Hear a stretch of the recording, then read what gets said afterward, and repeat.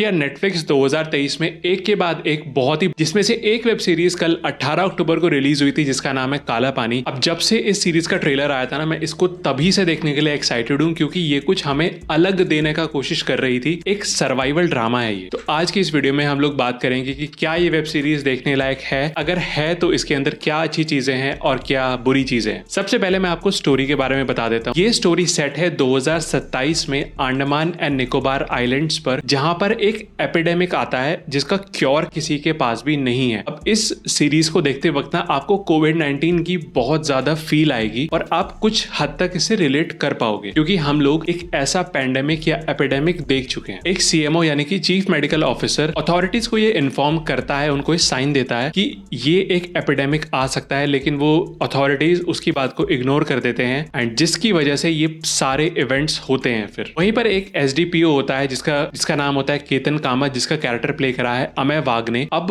उसके कुछ खुद के इंटरेस्ट होते हैं, वो उनकी वजह से एक बहुत ही बड़ी $multi-million कंपनी एटम की मदद कर रहा होता है क्योंकि वो $multi-million की कंपनी ये चाहती है कि हम इस अनटैप्ड मार्केट में, जो बहुत ज्यादा प्रॉफिटेबल मार्केट हो सकता है, इसके अंदर आए और यहाँ पर कुछ चीजें लोगों को दे। तो वो एक महोत्सव ऑर्गेनाइज करवाते हैं, एक फेस्टिवल ऑर्गेनाइज करवाते हैं जिसमें वो एसडीपीओ यानी कि सब डिविजनल पुलिस ऑफिसर उनकी मदद करता है खुद के इंटरेस्ट की वजह से। अब ये जो एपिडेमिक है ये धीरे धीरे फैलने लगता है और उस अंडमान एंड निकोबार आइलैंड्स पर बहुत सारे विजिटर्स आते हैं, बहुत सारे टूरिस्ट आते हैं। तो अब वो इतने सारे टूरिस्ट वहां पर फंस चुके हैं, वो वहां से निकल पाएंगे और अंडमान एंड निकोबार की जो पॉपुलेशन है क्या वो इस पैंडेमिक से बच पाएगी और अल्टीमेटली क्या पूरा इंडिया इस एपिडेमिक से बच पाएगा? ये क्वेश्चंस हमें इस सीरीज में देखने के लिए मिलते हैं। भाई सबसे पहले जो इस शो की मुझे सबसे बढ़िया बात लगी ना, वो है इस शो की राइटिंग। इस शो को लिखा है बिस्वजीत सरकार ने, जो कि टीवीएफ से हैं, द वायरल फीवर से। एंड टीवीएफ के जितने भी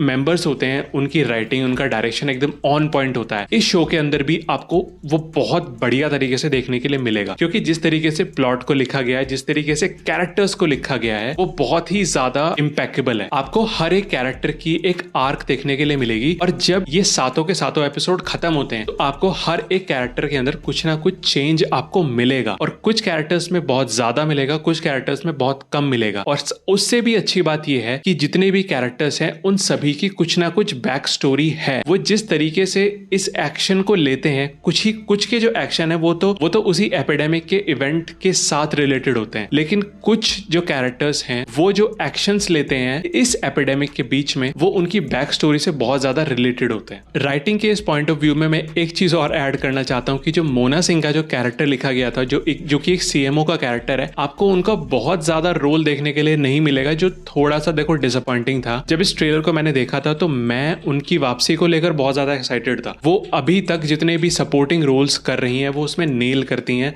और इस शो में भी उन्होंने ऐसा ही करा है, लेकिन उनका जो स्क्रीन टाइम था ना वो बहुत ही कम था। दूसरी सबसे बढ़िया बात इस शो की मुझे लगी है परफॉर्मेंसेस। हर एक्टर ने बहुत ही बढ़िया परफॉर्मेंस दी है, लेकिन इन माय ओपिनियन जो इन सभी में स्टैंड आउट करते हैं ना, वो है विकास कुमार, जिन्होंने संतोष का कैरेक्टर प्ले किया है, जो कि एक टूरिस्ट होते हैं और वो बिहार से अपने परिवार के साथ अंडमान एंड निकोबार आइलैंड्स में घूमने आते हैं। अब वहां पर आने के साथ उनके साथ जो चीजें होती हैं उनके साथ आप रिलेट भी कर पाओगे क्योंकि हम लोग ये इस टाइप का पैंडेमिक देख चुके हैं, यानी कि कोविड-19 हम लोग देख चुके हैं। तो बहुत सारी चीजें उनके साथ जो होती हैं, बहुत हेल्पलेस वो फील करते हैं, गुस्सा भी होता है उनके अंदर, उनको समझ नहीं आ रहा होता कि यार मैं करूं क्या, और यही सब चीजें हम लोग कोविड-19 में फील कर चुके हैं। तो इन सब चीजों की वजह से उनका जो कैरेक्टर है बहुत ज्यादा चेंजेस से गुजरता है और एंड में बिल्कुल ही एक अलग कैरेक्टर बनकर निकलता है। तो उससे आप बहुत ज्यादा रिलेट भी कर सकते हो एंड उनकी परफॉर्मेंस आपको बहुत ही बढ़िया लगेगी। बाकी इस शो में जितने भी कैरेक्टर्स थे, जितने भी एक्टर्स थे, इंक्लूडिंग मोना सिंह, आशुतोष गोवारिकर सर, इन सभी ने भाई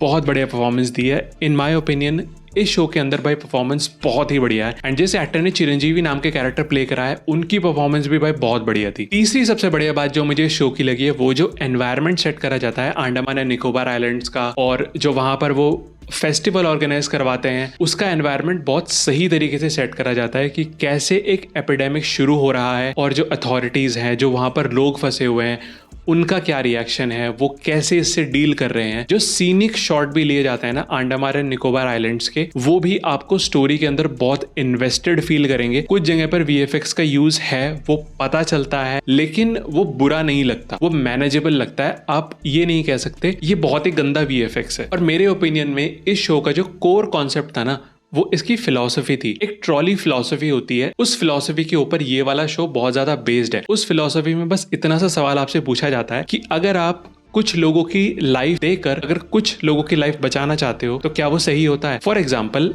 अगर आप 10 लोगों की जान बचा सकते हो 2 लोगों की जान देकर, तो क्या आप ऐसा करोगे?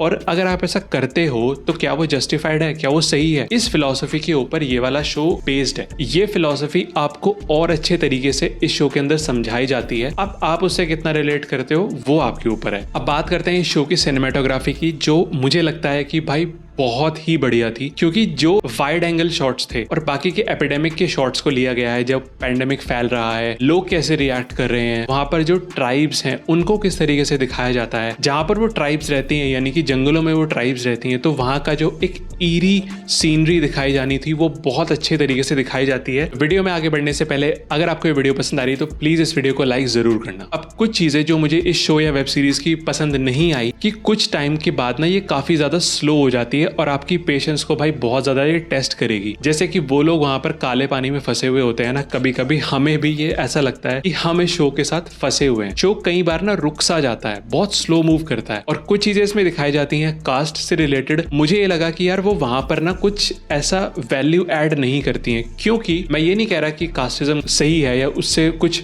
फर्क नहीं पड़ता कैरेक्टर्स की लाइफ में। मैं सिर्फ इतना कह रहा हूं जो इंसिडेंट दिखाया जाता है उस कास्टिज्म के एंगल को सपोर्ट करने के लिए वो मुझे उतना ज्यादा स्ट्रांग नहीं लगा। अब हो सकता है अगर आपने ये शो देखा है तो आपको कुछ अलग फील हुआ हो, लेकिन भाई मुझे यही फील हुआ था कि वो मुझे उतना स्ट्रांग नहीं लगा वो वाला एंगल। तो ओवरऑल भाई अब हमें देखनी चाहिए नहीं देखनी चाहिए, मैं ये मानता हूँ this is one of the best web series जो नेटफ्लिक्स ने 2023 में प्रोड्यूस करी है। क्योंकि जो मिस्ट्री और सर्वाइवल ड्रामा ये क्रिएट करती है ना, आप उसको जानना चाहोगे कि यार एंड में ऐसा होता क्या है, ये जो एपिडेमिक आया है ये क्यों आया है, इसका क्योर क्या है, इसका सॉल्यूशन कैसे निकलेगा, क्या ये सब लोग जो अब ऐसे हो गए हैं क्या ये बदल पाएंगे, इसके अंदर और क्या होने वाला है, भाई क्या एंड होगा, इसको लेकर आप बहुत ज्यादा क्यूरियस रहोगे। एंड ये चीज इस शो की भाई राइटिंग बहुत ज्यादा एलिवेट करती है। जो शो की राइटिंग है ना वही आपको बांध कर रखेगी आखिरी के 7 एपिसोड तक। और हाँ, ये इसका फर्स्ट पार्ट था। 7वें एपिसोड के एंड में कोई कंक्लूजन नहीं दिया जाता है कि ये हो गया,